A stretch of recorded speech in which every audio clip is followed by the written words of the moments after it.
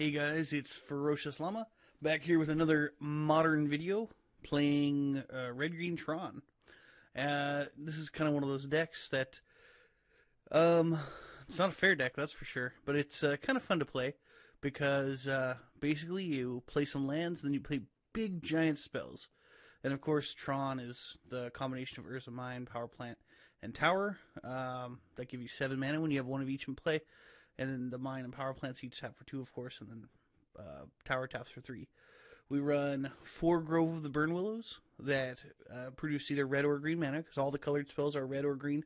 There are a couple black spells, but we can pay life if we really need to. And the big benefit of Grove of the Burn Willows over like Clark Polson Forest or whatever that Ice Age Painland was that does red and green is we really need the life in this deck. We just can't afford to be taking damage all the time, and our opponent's life total doesn't even matter. Like, if we take 3 or 4 or 5 damage, that's a big deal in this deck. But if our opponent gains 5 life, that's not a big deal, because that's a hit with a Wormcoil Engine, and it's got lifelink. You know, and generally the way the deck wins is it basically just stomps the opponent out. So it's not one of those things where our opponent's life total just doesn't matter.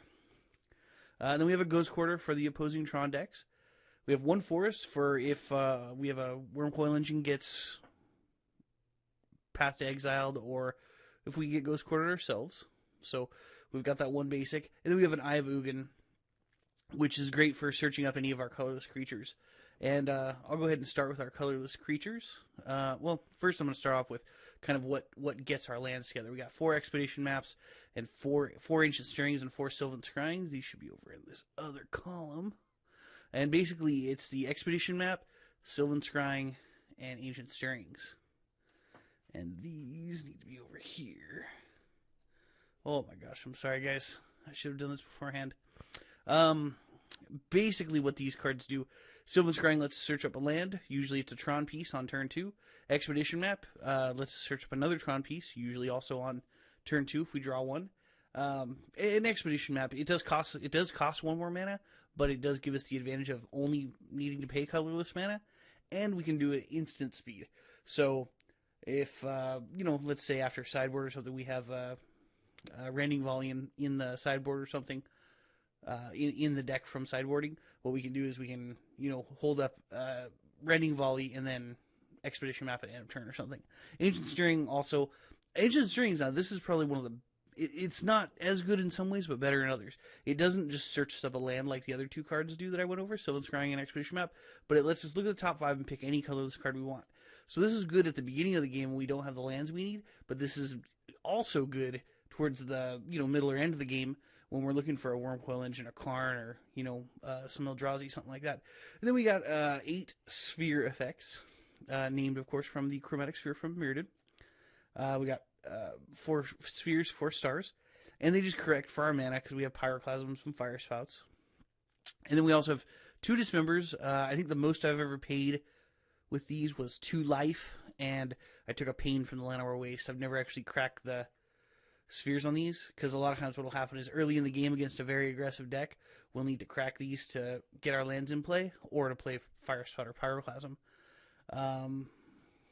Just remember, I don't play quite as often. I mean, it doesn't get cast quite as often, and it's mostly just because the board sweepers are great, or if it's a big threat, like a larger threat, that has a 5 toughness, we can usually have a Wormcoil Engine in play by then, and then we're good to go, or a Karn or a Ugin or whatever.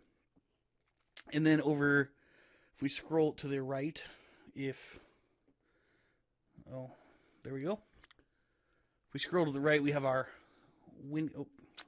this also goes in creature removal. We have 2 Aldous Dusts that, kills all the colored stuff, which is awesome. Works really good against, most of the creature decks. It doesn't work too good against Affinity. Other than that, it works really well. And then we have our win conditions. We have 2 Wormcoil Engines, 7 Planeswalkers, 3 Ugins, and 4 Karns. Now, the Ugins, that's kind of a new addition to the deck since Fate Reforged came out. I don't know how good it is. I know sometimes it's, phenomenal. Like, it's as good as All Is Dust sometimes against some of the aggro decks, plus it's a win condition. Because a lot of times you play Ugin, wipe the board, and then just start lightning bolting our opponent every turn. But then there are decks it's just not very good against. Where Karn It's not as good against, the swarming creature decks as much as it's very good at, stopping the combo decks, because it takes stuff out of our opponent's hands, or it'll, exile that key permanent, or, something like that. Then we have 2 Ulamogs. The only reason I'm running 2 Ulamogs is because I just thought, you know what, it kills a permanent when it comes into play, so might as well have 2.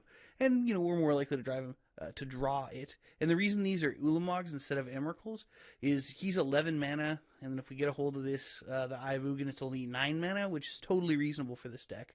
15 mana is a lot harder to get, and really, the reason for Emrakul to be here is against those control decks or blue decks, where we just cannot, resolve one of our big win spells, and we're just waiting they're just going to draw their spell, whatever it is they kill us with, they're going to draw it, and then they're going to kill us. And this is, mostly against blue decks. Emrakul can't be countered. So, bam, play Emrakul, attack, and they lose 6 permanents, and then they're so far behind, even if they did, Wrath of God or whatever, that's okay, because we probably have Ugin by the time we draw Emrakul, because it's a lot easier to find a Ugin than it is to find an Emrakul. And then we just, cast him again, kill our opponent. And then the sideboard, threw in a Batter School, for against the decks with a lot of removal. Spellskite, always good against Twin. And Bogles, or Boggles, or I think it's Bogle, I'm not sure. Relic against any kind of graveyard deck. 2 Slaughter Games. These are just here because, some of the, like Scapeshift, can't beat Scapeshift. Because they just do their thing and then they kill you. So, 4 Nature's Claim to kill any kind of pesky artifacts that keep us from doing what we got to do. Or enchantments, specifically, if you guys don't know, specifically Blood Moon, which really screws us pretty bad. Another Pyroclasm, because you never know when you need an extra Pyroclasm. 3 Rending Volleys against, mostly for Twin. But I have boarded this in against Merfolk, and it works really, really well. Because it does enough damage to where even if they have a 3/3 Merfolk out, and they think they're going to have Violent another one to make their guys a 4/4, it still kills it, which is awesome. Because that Rending Volley is really good against Merfolk, because a lot of times what will happen against Merfolk is we can't keep in, having 4 or 5 Pyroclasm type effects just isn't that good. Because once they get up to 4/4, like, we're kind of dead. So we have Dismembers and Rending Volley, and then I'll still keep in the Fire Spouts just to clean up the board after I wipe out, most of their lords. And then Surgical Extraction, because sometimes there's just one card. Sometimes decks just have a card that is, hard or impossible to beat. And I found against blue decks, Cryptic Command is the big one that works really good. Sometimes, against some of the more aggressive, like Delver type decks, pulling a Surgical Extraction on Remand is really good too. So, anyway, that's the deck. We only have 14 cards on our sideboard. I don't know why. Probably because I was supposed to put another Rending Volley in, and I forgot. Alright, there we go. Now we got 15 cards on our sideboard, and we got 60 cards on our deck. Alright, let's play some Magic.